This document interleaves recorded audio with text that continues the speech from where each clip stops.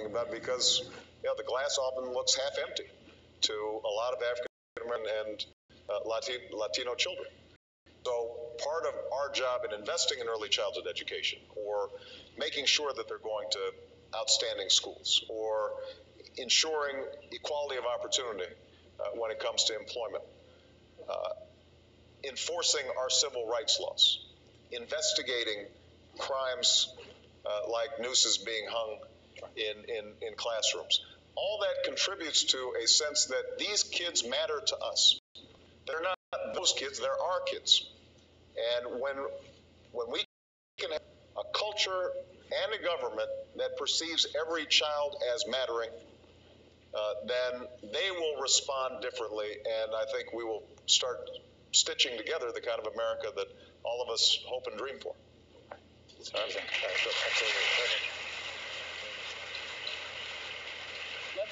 Let's get a couple questions from the audience.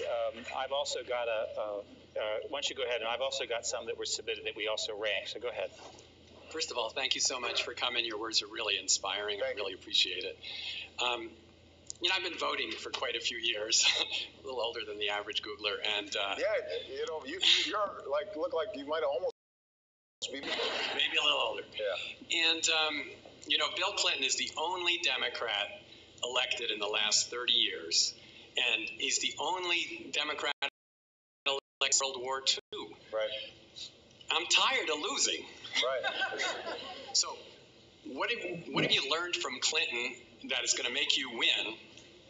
What are you going to do differently? And what have you learned from Gore and from Kerry and all those guys that you're going to avoid so that history doesn't reoccur?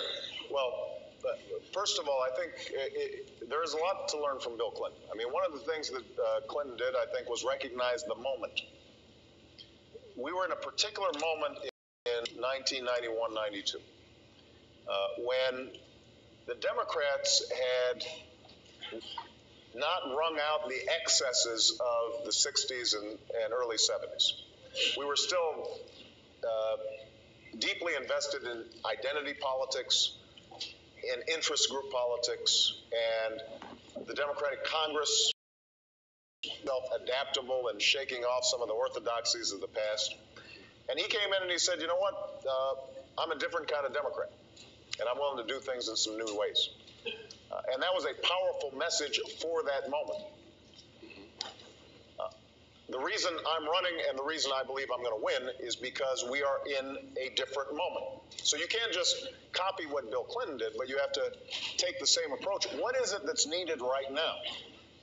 And I believe that what's needed right now is the capacity to bring people together to think in practical, reasoned ways about the big problems that we face, to be straight with the American people and honest with them about the challenges that we face. So part of what our message is built around is that we are in this defining moment, and we can't keep doing the same things that we've been doing that haven't been working. So that's point number one.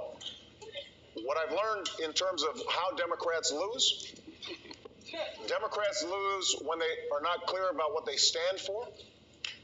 Democrats lose when they are attacked, and because they don't know where they stand, they end up getting defensive instead of going on the offensive. So let me give you a very specific example. I am looking forward to having a debate with whether it's Rudy Giuliani or Mitt Romney about that has dominated the Republican debate of late, where they say, I'm going to double Guantanamo, or I think torture's okay, or or at least we'll redefine torture. So torture's not okay, but these things that look a lot like it are okay, or we need to do whatever it takes to read people's emails. And I am looking forward to having that debate. The problem we have is when we get defensive and we're not sure about our beliefs and our convictions. And so we start trying to sound a little bit like them. And that is a profound mistake. One of the things that my wife and I said to ourselves when we got into this race is, if we start sounding like everybody else, then what's the point? I should go work for Google.